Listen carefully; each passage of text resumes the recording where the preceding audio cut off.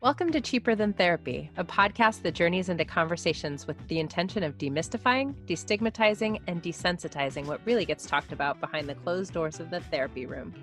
I'm Vanessa Bennett. And I'm Danae Selkin. And we're seekers, soul sisters, and holders of sacred space.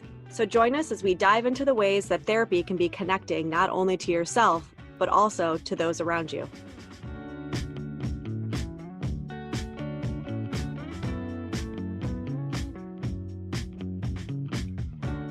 Hey everybody, welcome back to another episode of Cheaper Than Therapy. So today we have Ashlyn, and Ashlyn wrote us in with a topic that it's near and dear to my heart because most of you know that I teach a lot of codependency courses.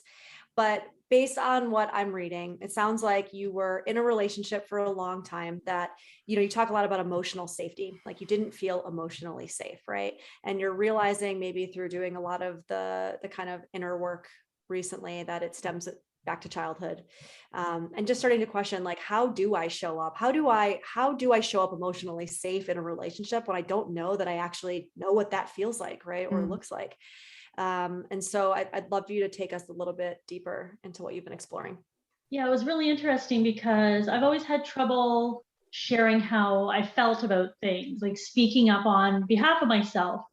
And early on in my marriage, I had started, but it was always, no, you're fine, or here's how we're going to fix it, or the concerns were just totally brushed off. And eventually, after over 20 years, you start to pull back. And I used to have conversations in my head. If I approached him with this problem, I could play out the whole conversation knowing him well enough what he would say. So it's like, oh, I'm not even going to bother. And then even looking further back when I started doing the work, something my mom would always do was, if there was a problem, she would say, you're fine. And I've even heard her say it to my children, and she doesn't mean anything by it, absolutely. And I know that and I understand that, so there's no blame. But it just taught me that I always need to be fine. I can't come forward with those emotions and have someone say, wow, that must be really hard for you, or that sucks. And, let's talk about it and work through it. It was either you're fine or here's what you do to fix it. And it's like, no, I just listen to me. So, since you did kind of start on this journey, I know that this is obviously your ex-husband now. Have you dated at all or had any relationships, even if it's like deep friendships, where you've started to be able to actually put some of this stuff into practice that you've been learning or working on? I have had some really close friendships, and actually one of my coworkers who has become a really good friend, she's one of the most compassionate people I've ever met. And there was another friend of ours who talked about her mental health issues. And this close friend of mine now, she was like, wow, that must be really, really hard to deal with. And just the compassion and humanity in her tone, it made me stop and think, oh my gosh, like other people do talk that way. So in watching her and the way she has dealt with people, like I've been able to open up and talk to her, but also see that it's okay to show compassion and receive compassion. Yeah. It's been very interesting to witness.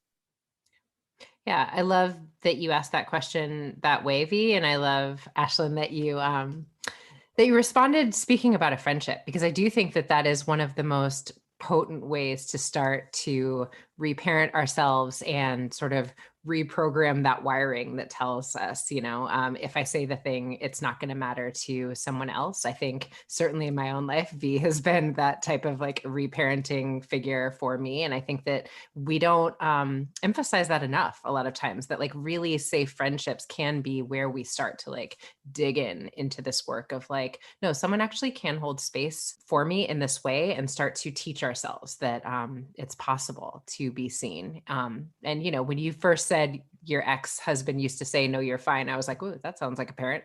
And then you circled back and spoke to it. And I do think it's something that, we as parents almost can do like a tick sometimes and like not realize what we're doing, because we just want to sort of like contain it and shut it down. And the thing that I think we start to do for ourselves a little bit is just this exercise of like, I am fine. And also, right? I am Yeah. fine. And also there's some feelings here, right? Yeah. There's some feelings that I am going to make space for myself to feel. Mm. Yeah, I love that. It's like, right, because I've re-altered the way that I speak to my little one. Just I'm so hyper aware of that, like, you're okay, you're fine language. And I'm like so hyper. And so now same thing. I've heard my mom say it to my little one, and I'm like, and I'm like, okay, you know what? The occasional time that she hears it from her is not gonna, but it's such a way for us to just say, like, everything's good, everything's okay. And, like you said earlier, not to blame. It's like, so many people are just incapable of tolerating other people's discomfort, other people's not fineness, right? Because they can't handle it. And so part of it is also, as we start to practice it with other people, remembering and realizing, and just maybe even learning for the first time that, oh, the you're fine, that's actually not about me. That's actually 100% about them and their inability to be with my not fineness, or their not fineness, really. And I also think it becomes important to name, like, having emotions doesn't mean that we're not not fine. right. Like, emotions are fine. Totally. They are welcome. They are good. We are humans. We are supposed to be feeling emotions. And what is that? Like, what does fine even mean? But certainly, yeah, I am fine. And they're emotions that I need to That can be feel. both. Right. Yeah. And I've even noticed, like with my children, I've tried to watch the way I talk to them when they confront me with a problem. So being aware of it and trying to hold space for them helps me think, okay, I can also hold that space for myself. So it's going to be tricky as I move forward and, start to develop maybe another romantic relationship, to stay present and be able to open up and let someone see those messy emotions when, I'm usually the one who's trying to contain, hold things together so they don't get messy, that whole codependent thing. Mm-hmm. Have you been able to allow anyone to witness you be messy? Yes. Yes. Yeah, I have a couple close friends and family who have been with me on my separation divorce journey. So, call them crying on the phone, or, the ranting when you have your angry moments.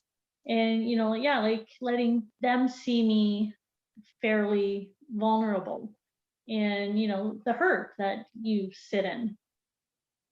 Yeah. So you've done some workshopping of staying in that space of my not fine. Or my fine and some feelings, Danae. And so where are you with, some of what you wrote us in about, some of the dating journey? What's come up around that? I'm actually thinking that I want to start seeing how I react. So it'd be nice to go on some dates with someone, and just no expectations, nothing further than a date necessarily, but just to interact with someone I don't know, see what comes up, and even just to meet people you can be friends with if nothing more happens. But it's still really scary. Yeah.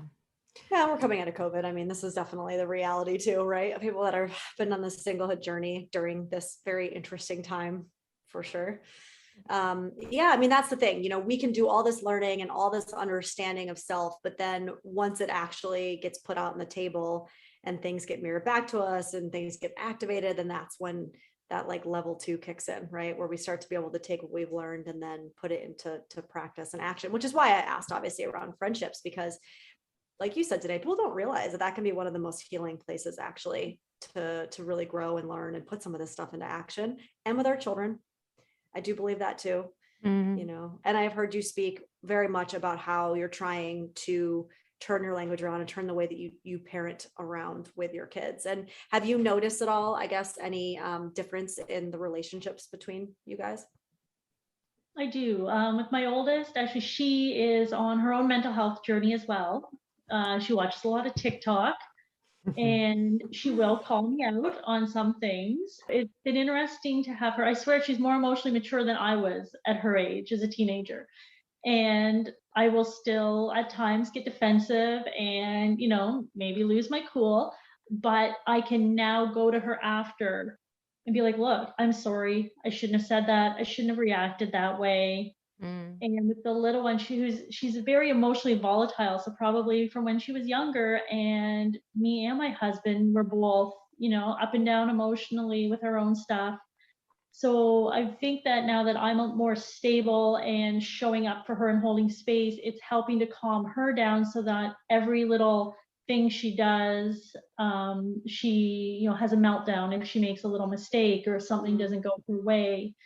We try to put it in perspective, and I try to help her see it's not the end of the world. It's okay to be disappointed, but let's find that middle ground of feelings and go from there.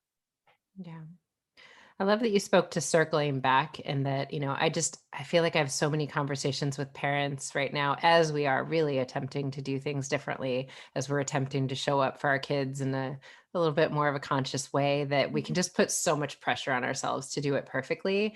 And we are human and we will not. And so when I do it imperfectly, not if, when, how do I circle back and, make that U-turn and say, you know what?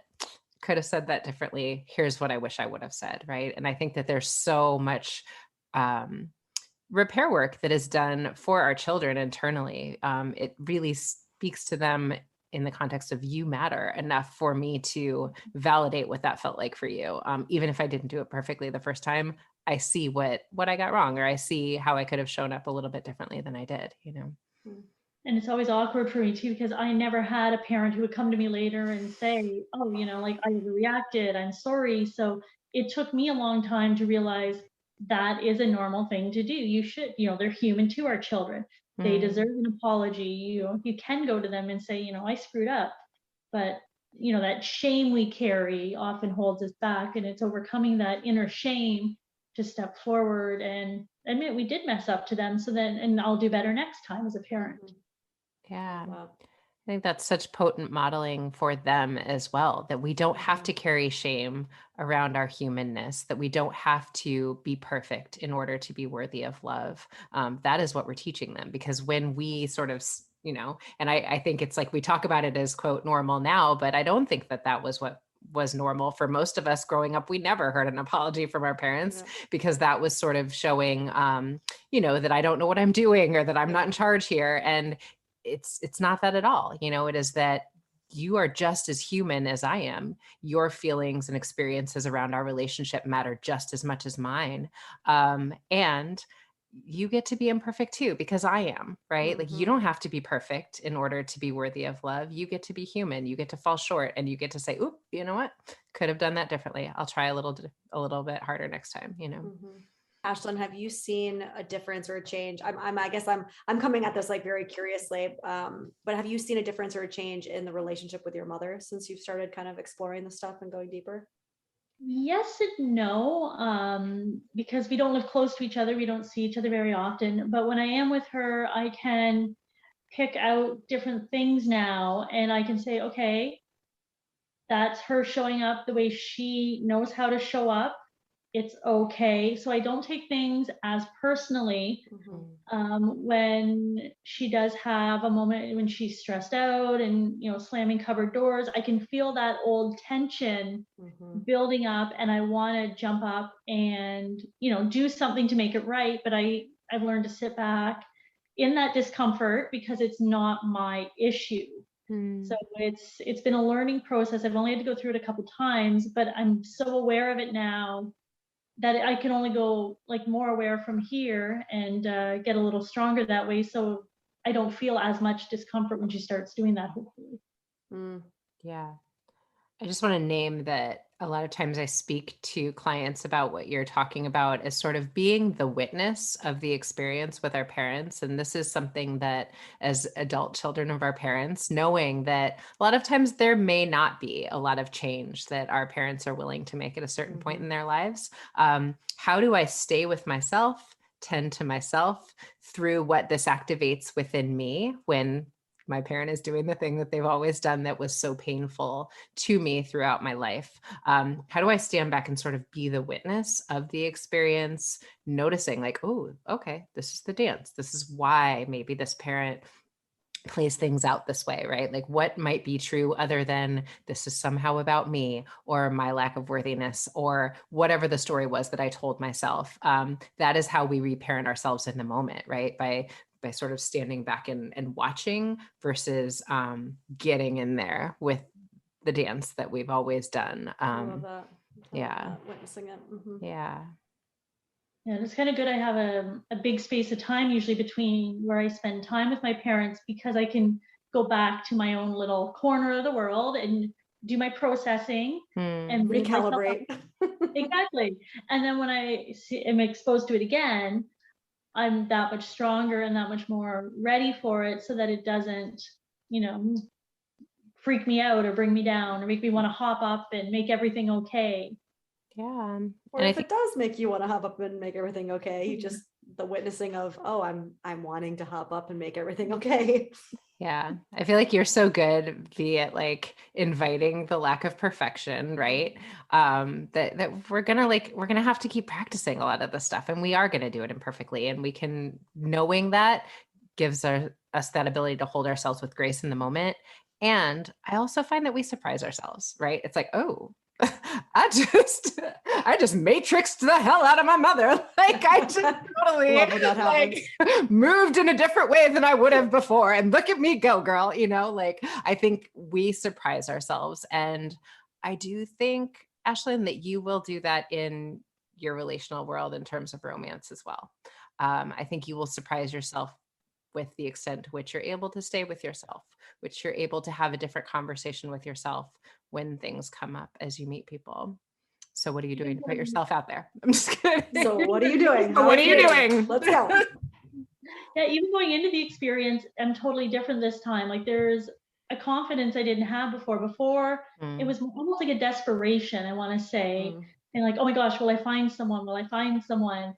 But now I'm looking at it more of a curiosity, no expectation. So when I go in and I talk to a guy, he was like, hey, are you 420 friendly? I'm like, yeah, but I have allergies. And it's like, but if you smoke, then we're probably not compatible. And he's like, no, I don't think we're compatible anyway. I'm like, okay, whatever. And there was no worry about it. It was just like, hey, I appreciate you being honest right off the bat and putting out your non-negotiables like right up front. It's probably one of the most honest conversations I've had. It was cool. Beautiful. Isn't that funny how honest conversations suddenly become refreshing versus like, it's all about me and I'm a horrible person was how it used to be, right? Or like, I don't know, should I be 420 friendly? I guess I'm 420 friendly. I can be 420 friendly. Questioning you and yourself and everything about yourself. Yeah. I love it. That's amazing. Personalizing it. I love that. So what are you doing? I mean, are you like, take us into your dating journey? Are you on apps? Are you just putting yourself out there kind of energetically, like all the things? Yeah, so, I've been asking the universe, I'm like, hey, I'm ready if you want to send someone my way, but I have been on an app and, just kind of scrolling through, checking out what's going on. And the area where I live is a little smaller. So the pool's quite small, especially for someone who's a little eccentric like me. So finding someone who will match will be a little more difficult, but I'm not in a rush either. As much as I want to be like, hey, I want to go on a date. I want to try this. I want a new experience for myself. This has already been a new experience to show me I can show up authentically.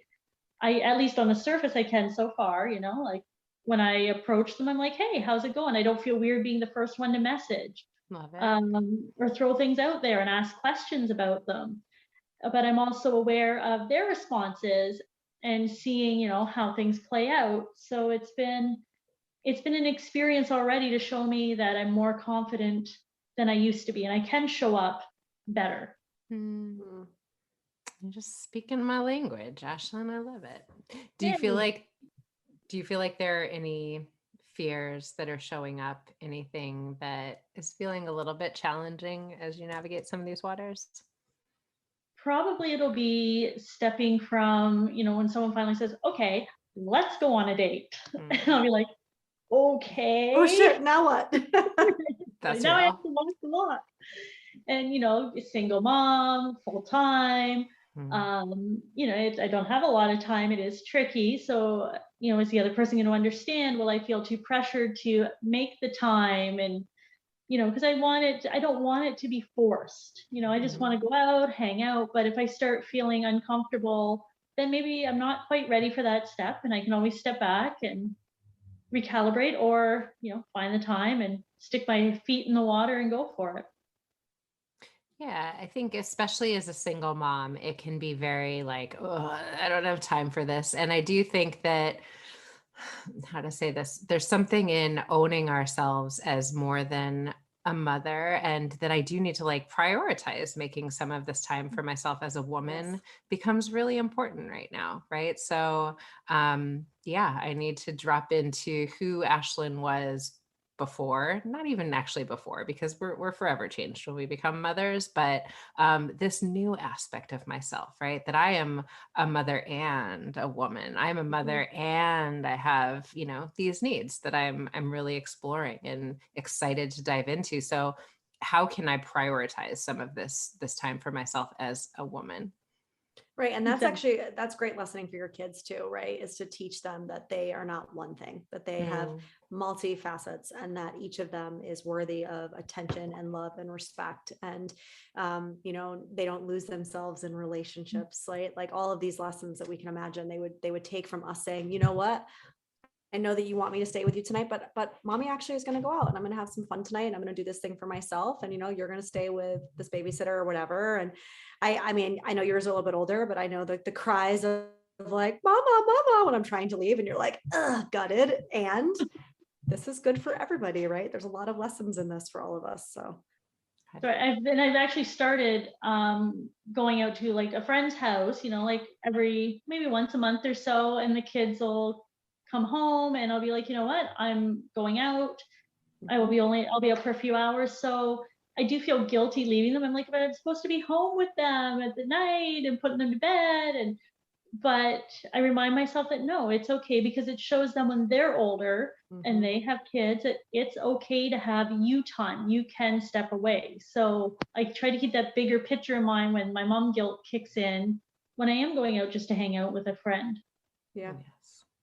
Yeah, I think there's so much like when we're okay with whatever it is, they're okay. And I do think so much of the mama guilt that kicks in, like they feel it energetically, they're like, oh, is there something to be concerned? And even when they're older, right? Because they'll test a little bit. They'll be like, wait, no, stay with me, or wait, who is this guy? I don't want him around my mom, right? And I think the more that we can sort of like drop into the space of no, like this is actually important. This is important that I am this fully faceted version of me. Then they see that and they're like, oh, okay, this is good. And Like I've got this. I've got yeah, this. And they if you've follow got this and us. they feel right that they've got this, but Mhm. it's like, they're like dogs, they sense fear. They can True. sense it when you're not sure. Right. And then they kind of glom onto that. So if you're like, no, I know this and I'm going to do this for me, then they'll feel more secure in that. Mhm. That's what Absolutely. we're working towards. Oh, I'm Yeah. so excited for this journey for you. I feel like Yeah. this is definitely gonna be one of those where I'm like, okay, when you actually like, when it starts, because it will, when it starts raining men, you are gonna let us know so that we can find out all the goodies, and you can dish about what's coming up for you and all the fun emotional activation that comes with dating. Exactly. Yeah, and just a small, because I wouldn't be me if I didn't jump in here with this, a little reframe on the languaging, like there's abundance. The universe has the ability to bring us all the men. So I don't care where you live. Like there is an abundance of Hey, I said opportunities. random men. I'm all about abundance. Okay? I'm saying to Ashlyn, because when you were talking about where you live, you said it's going Yeah, to be there's a small hard. pool. We don't want to put that out there. We want to sort of like stay in the space of the universe has the ability to bring me whatever I want, wherever I am. Like I could be smack dab in the middle of the desert and they'll find a way to bring a man to me that is my man. So if I believe that, that will be my experience. So I want you to just like play with that a little bit too. For sure. I'll go home and write it in my journal 100 times. Make sure the universe Listen, knows. the universe, I mean, think of all the universe can do. It can find you with a man, okay? It knows how to find you, Ashlyn. Amazing. Oh. I'm so grateful that you brought this to us. And like I said, I'm actually not kidding. I want to know. Keep me posted. Keep us posted. Let us know, because we're going to bring you back on so we can start to dive into all that comes up. Yeah, so when you're actually activated, come talk to us about it and we'll dig in. I'll be messaging you. Oh my gosh, guys. Help me. Please like, do. all right, well, can you record this week? We're getting on. That's it. Love it. Amazing. Thank you so much, Ashlyn. Well, thank you. In early 2020, best friends Brian and Hoadley set out on a mission. This whole podcasting thing is easy. Easy. Inexpensive. Easy. You make a ton of money. The result, a mediocre comedy podcast. You're telling me there's a chance. I'm telling you there's a chance. Why wouldn't you do it? A for effort, you two. A for effort. It's a double rainbow! The commercial break on Spotify. Tune it in and ride it out. I feel like Ashlyn's in that space of like, I've done a lot of work and now it's just starting like, what you say, like taking the work on tour where the rubber meets the road a little bit. Like I'm ready to start doing the thing that I've been working towards being ready to do. Yeah. And I think sometimes, we get ourselves into a space where we pull internal, and it's important. I mean, it's important work to like take a beat, be alone, go inside, go internal, explore, examine, learn, understand about ourselves. And then once we have that language and that understanding, you kind of need to then, okay, next step, right? And she's been doing the steps with her kids, and she's been doing the steps with her friends, and even a little bit with her mom, and all of that is great. And now it seems like she's at this place where she's ready to start dipping her toe in the water of the romantic side of it. And then there's a whole other slew of activation that comes from that. And then, oh my gosh, she's got a whole other layer to peel back. Yeah, because I mean, as much as, so much of this we can talk about and like really work it out in theory, and ain't no activation like a romance activation. Like, yes, our kids, our friendships are amazing places, and the level of our attachment wounds getting activated and the vulnerability and fear and all of the stuff that gets stirred, it really is not replicated in any other way I've found. And so, yeah, I think it's beautiful. Like it's all grist for the mill, as we say. Like, let's get in here and start to stay with ourselves as it inevitably comes up, And I think what's funny about that session is that I almost want to use that as a way to tell people that are listening, like if you're in therapy or if you're considering therapy, there are some sessions where it feels like I'm okay. I'm actually okay right now. And I'm more just like, I'm recounting, or I'm summarizing, or like maybe the therapist was reflecting back to you some of the work that you have done and some of the skills that you have gained,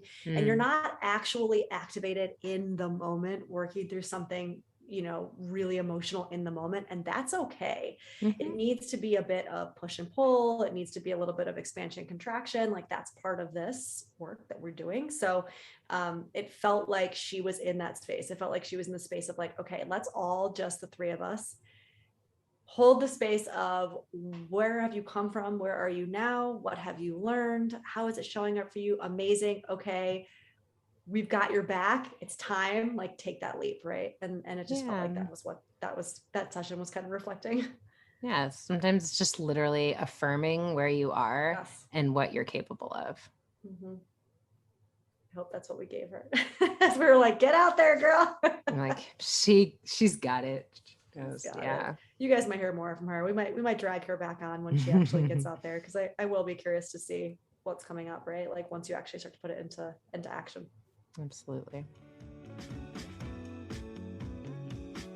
Thanks for joining us for this episode of Cheaper Than Therapy. If you enjoyed today's episode, be sure to subscribe on Apple Podcasts, Spotify, or wherever you listen to your podcasts.